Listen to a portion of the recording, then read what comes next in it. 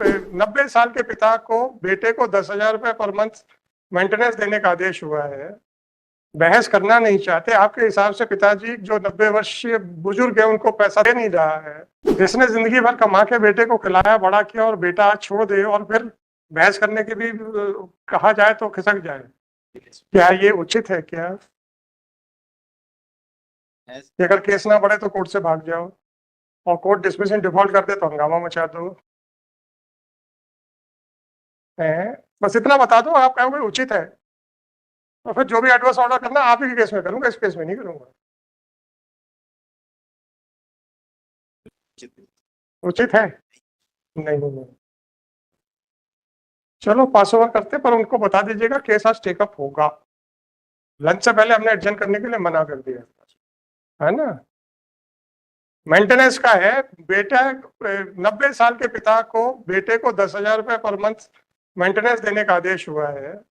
बहस करना नहीं चाहते। आपके हिसाब से पिताजी जो 90 वर्षीय बुजुर्ग है उनको पैसा दे नहीं रहा है, और जब हम बहस के लिए कहते हैं तो यहाँ से खिसक जाए। तो आप हमारी बात छोड़ दीजिए, न्याय सिर्फ पिटिशनर के लिए होता है कि रिस्पोंडेंट के लिए भी होना चाहिए? 90 वर्षीय बुजुर्ग जो कि कभी भी, जहां तक कोई अपवाद ही ना हो, फिजिकली कभी भी स्ट्रॉन्ग नहीं होते, राइट? उनकी परिस्थिति एक छोटे से बच्चे जैसे, मतलब डिपेंडेंसी के कारण बता रहा हूँ, एक्सपीरियंस और नॉलेज की बात नहीं कर रहा हूँ। जैसे एक छोटा बच्चा अपने माँ बाप के ऊपर डिपेंडेंट वर्ड भी रिश्तों में नहीं आना चाहिए, वैसे एक 90 वर्षीय पिता की स्थिति होती,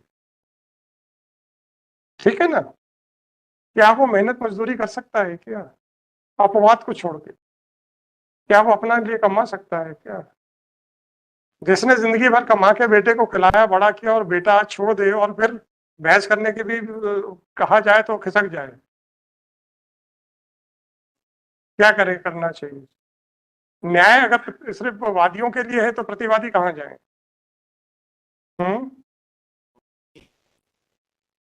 हम तो आपसे कह रहे हैं 90 वर्षीय पिता जिसको 10,000 रुपए पर मंथ मेंटेनेंस देने का आदेश हुआ है, और आपके हिसाब से एक भी पैसा आज तक दिया नहीं गया है, ठीक है? उसने पता नहीं कैसे आपको, जो भी आपने फीस ली होगी उसका अरेंजमेंट किया होगा, और हम बहस ना सुने। से बता दीजिए आज बहस होगी, नहीं तो आज फिर जो होना हो जाएगा। 4 बजे मैं लूंगा फीस को। नामदेव जी आ गए।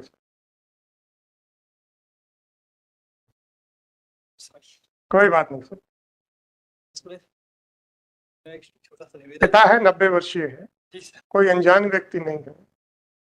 आपका अधिकार है, कर्तव्य है, इसके ऊपर कोई बात नहीं करेंगे।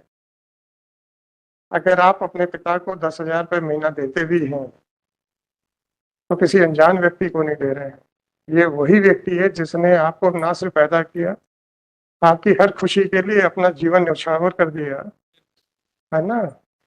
ये आजकल व्हाट्सएप के ऊपर बड़ा आता है, माता के त्याग के बारे में बहुत बात होती है, पिता के बारे में कोई बात नहीं करता है। आजकल सुन आता है, मेरा कोई कुछ नहीं कहना उसके ऊपर, व्हाट्सएप के ऊपर जो व्यूज है सब है। लेकिन वो दिन रात मेहनत करके बाहर अफसरों की, कनिष्ठों की डांट के, डांट खा के, मेहनत करके कमा के लाता है। आप लोगों को उस पैसे से, जो कि उसने अपनी मेहनत से कमाए थे, आप लोगों के ऊपर खर्च करता है, और आप लोग कहते हैं कि जब पैदा किया है तो जिम्मेदारी भी तुम्हारी है। पिता धूप में जलता है, माता चूल्हे में जलती है, जब जाके संतान पलती है। हाँ वही है, पिता की जिम्मेदारी है कि पैदा किया है तो उसको पैरों पे खड़ा करे। बिल्कुल। अब आपके दूसरे भाई भी हो सकते हैं जी। हम फिर खो खो का खेल क्यों खेलते हैं कि पिताजी को फेंक के छोटे भाई की तरह, छोटा मझले भाई की तरह, मझला बड़े भाई की तरह, पिताजी बस एक फुटबॉल बन जाते हैं जो ठोकर खाते रहते हैं हर एक से। उसमें से किसी एक बच्चे को तो खड़े होना चाहिए। कोई फर्क नहीं पड़ता भैया, तेरे को नहीं पालना है, तेरे को सपोर्ट नहीं करना है, कोई बात नहीं। हम पिताजी को पालने के लिए, पूरा सपोर्ट करने के लिए, उन्हें आंखों में बैठाने के लिए तैयार है, उसमें कोई दो मत नहीं है। हमें अवसर मिले। हमने तो 97 का एप्लीकेशन लगाया सर वहाँ। क्या देखिए, आप कहते हैं हमारे घर में रहेंगे तब तो है ना, ठीक है। पिताजी नहीं आना चाहते, कोई बात। आप कहेंगे कि सर छोटे भाई के बरगलाने के ऊपर ऐसा है वैसा है, कोई बात। एक गाना है ना, या गीता सार क्या कहती है, कर्म किए जा फल की इच्छा मत करे इंसान। गाना भी बना हुआ है। हम इफ्स एंड बट्स अपनी जिम्मेदारी भी क्यों लगाते हैं? ये पूरे अध्यात्म या मोरालिटी का प्रश्न है, लीगल नहीं है। लीगल अभी हमने आपसे सुनना शुरू नहीं किया है।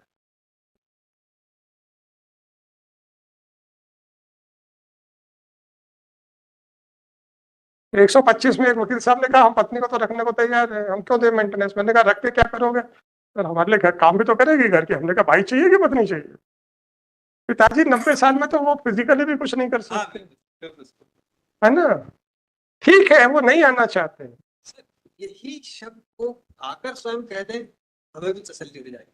हम कई प्रयास कर चुके हैं कि पिताजी से मिलने के लिए, लेकिन पिताजी से मुलाकात। गवाही पे तो आए होंगे सर हमें गवाही का तो पता ही नहीं चला, हमें एक्सपर्ट कर दिया। हमारे जो चाचा, आप जब नोटिस मिला था, कुछ भी नहीं मिला सर। जो रिस्पोंडेंट है वो रिस्पोंडेंट गांव में रहते हैं, वो पार्टी है, उनकी वल्दियत भी गलत लिखा दी गई, इसलिए वो घनश्याम राय और राकेश राय को नोटिस नहीं मिला। मतलब बाप बेटे हैं आप दोनों। घनश्याम जो है पिताजी है, राकेश आपके बेटे हैं।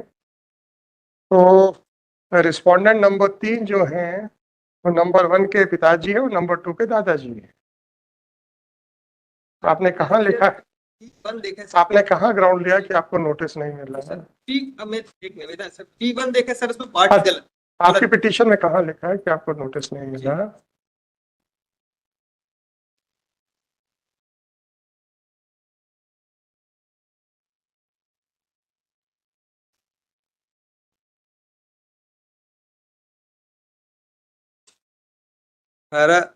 D.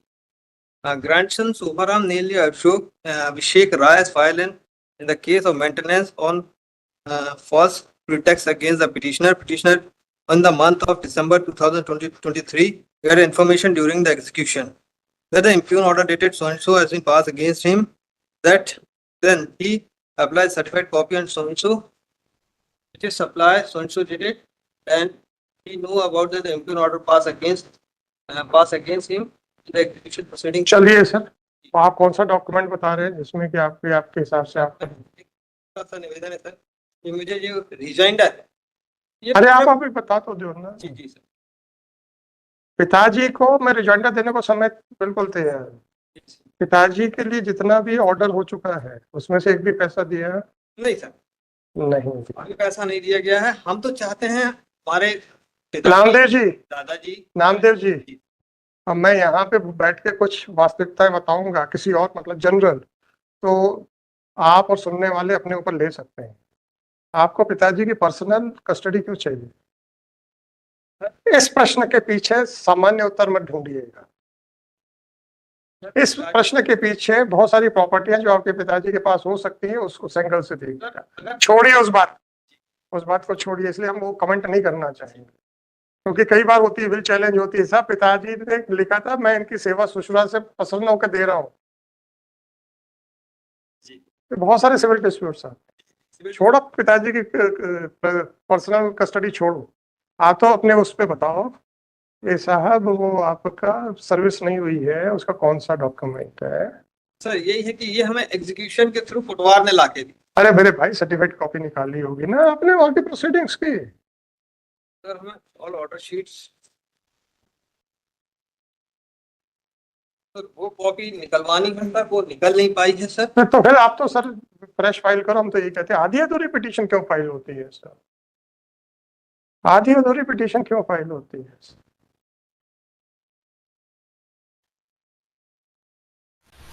और तो और आपके जो कृत्य हैं ये क्या है?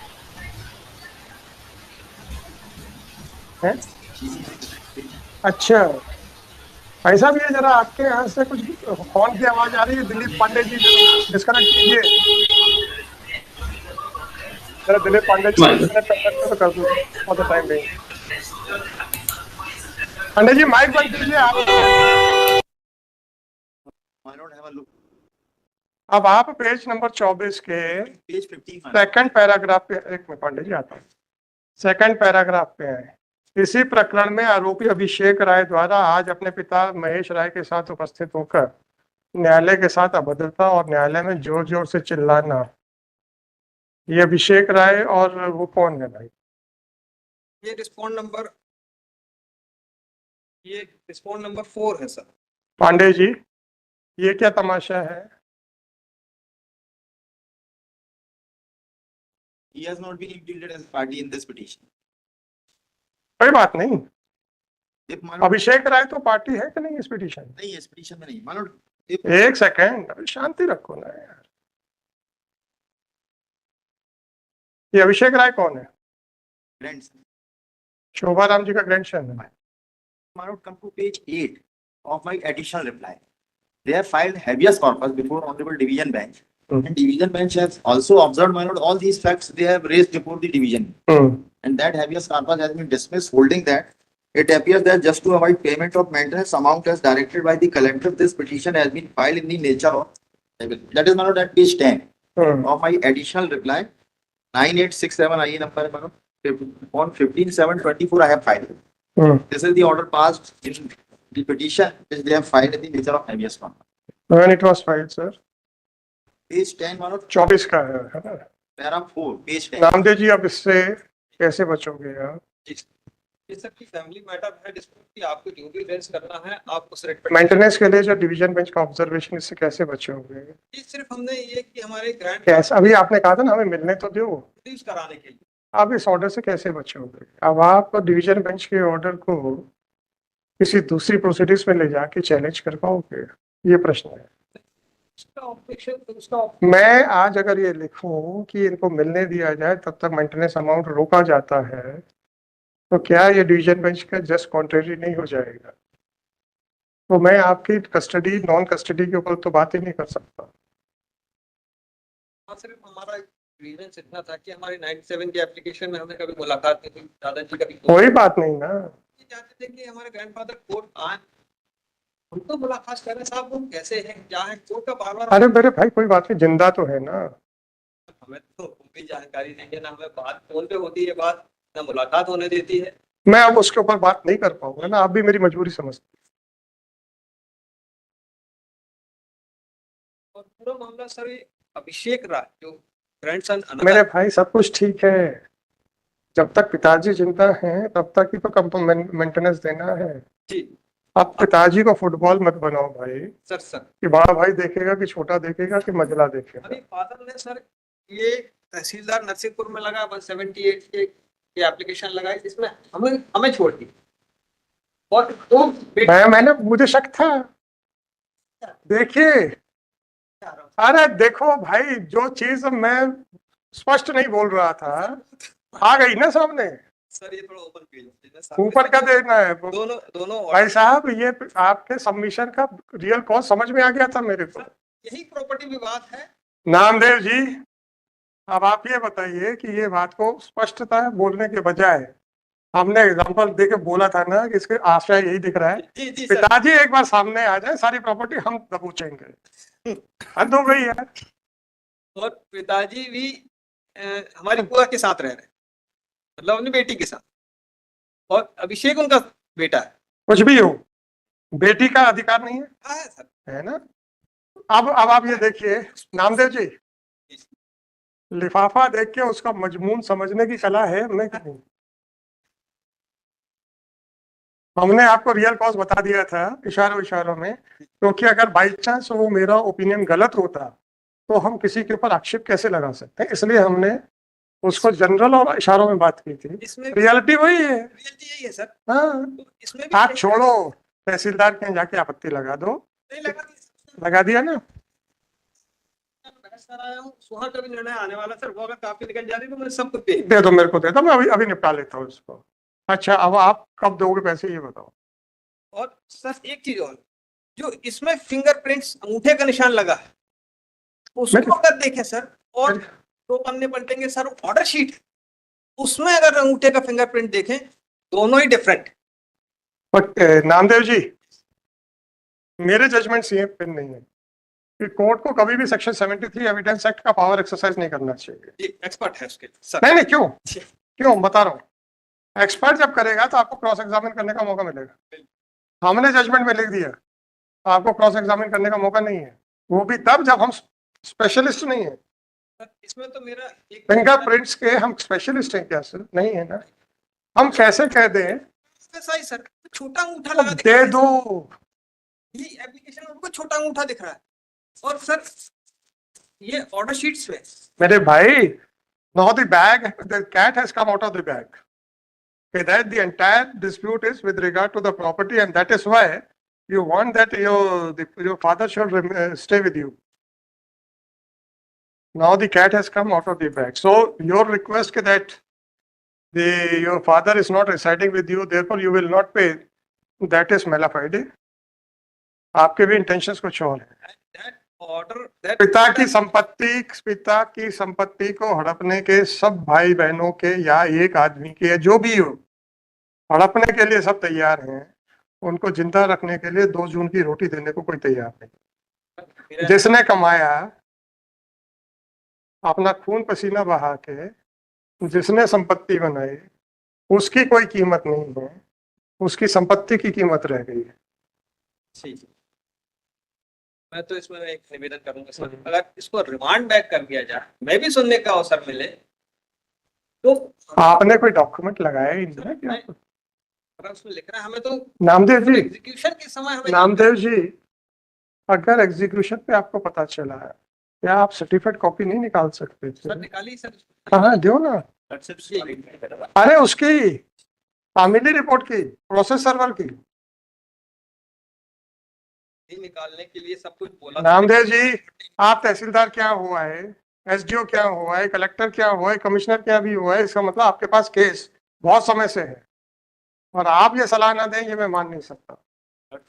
और आपकी सलाह पे भी पक्षकार ने अमल नहीं किया, तो पक्षकार जाने हम क्या करें। क्या हो गया जी पाराशर जी? Of the impugned order, it is specifically mentioned that the notices were issued by a registered post, but he has not received that notice, and in that it is written is clearly that लेने से इनकार किया tips के साथ। He is saying that he has not received the notice, but in ठीक है, ऐसा है पाराशर जी, एक सलाह दूं, जब कोर्ट पक्ष में बोल रही हो ना तो उसको छेड़ना नहीं चाहिए। sorry. अगर हमने प्रश्न पूछ लिए, जवाब एक का भी नहीं है आपके पास। इसी पैराग्राफ के 4 के बारे में प्रश्न पूछ लिए, एक भी प्रश्न का जवाब नहीं है आपके पास। मैं गारंटी दे रहा हूँ। पूछूं? Sorry. बोला मैं भी पूछ लेता हूँ, मुझे क्या कोई।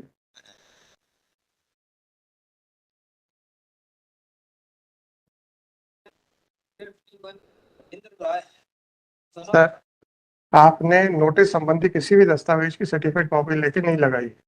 सर वो नहीं लगी, और आपके पास ये मुकदमा बहुत समय से है।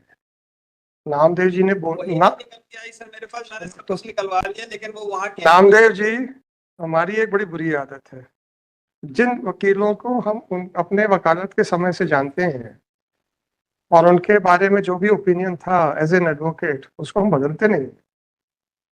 तो आप अपने आप को जो भी सर्टिफिकेट दे दो कि साहब हमसे गलती हो गई, हम उसको मानेंगे नहीं। सर ये सब एंटायर रिकॉर्ड मैंने इंस्ट्रक्ट किया था कि एंटायर रिकॉर्ड मुझे चाहिए वहाँ पे, क्योंकि एक्सपर्ट आया है रिटर्न, पक्षकार ने लाके नहीं दिया, तो पक्षकार को कुछ ना कुछ गड़बड़ हो सकता है। सर उसमें डायरेक्ट मेरी वहाँ भोपाल के वकील साहब से बात हुई थी। प्रॉब्लम ये है नामदेव जी, ये सिस्टम के अंदर जो दूसरा सिस्टम काम करता है, तो वो पक्षकार को बहस करने वाले वकील से सीधा मिलने नहीं देता। सर ये तो हमसे ये नहीं, चाहते हैं। ये जो सिस्टम के अंदर जो सिस्टम है, उसमें दोनों किरदार कौन है, तो उसका मेरे ऊपर तो जिम्मेदारी डाल रहे। सर आपको तो सब पता है।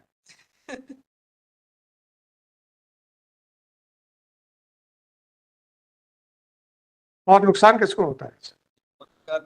और पक्षकार को अपने वकील साहब से मिलने नहीं दिया जाता है, क्योंकि अभी भी आपने ये नहीं कहा कि मैंने पक्षकार से कहा था, मैंने लोकल काउंसिल से कहा। मेरे पक्षकार ने उससे कहा कि सर आप ही निकलवा दें। मैंने लोकल काउंसिल से बोला, मेरे को पूरा रिकॉर्ड। अब वही चीज छूट गई जिस पर एक्स पार्टी हुआ, कि क्या रिटर्न नोट करके गया है, वही चीज छूटी। और इसमें सर जो ऑर्डर देखे सर रविंद्र राय, उसने भी गलती गलत लिखी। ये रविंद्र राय सन ऑफ शोभाराम राय, तो ये हाथ खड़े कर देते हैं कि मेरे बल्दियत नहीं है, मैं गलत हूँ इसमें, इसलिए वो रिटर्न कर देते हैं नोटिस। और हम रहते हैं गांव में, तो हमें इन्फॉर्मेशन कोई नहीं। हमें जब फुटवार ढूंढते हुआ आया कि भैया ये वारंट है आपके, तब हमें जानकारी हुई, वो मैंने पैरा में कोटेड किया। चलो मैं देख, इसलिए मेरा एक छोटा सा निवेदन था, या तो सर मुझे नहीं आपका डॉक्यूमेंट्स ले लेना, हम रेफर कर देंगे ना, उसमें क्या प्रॉब्लम। चलो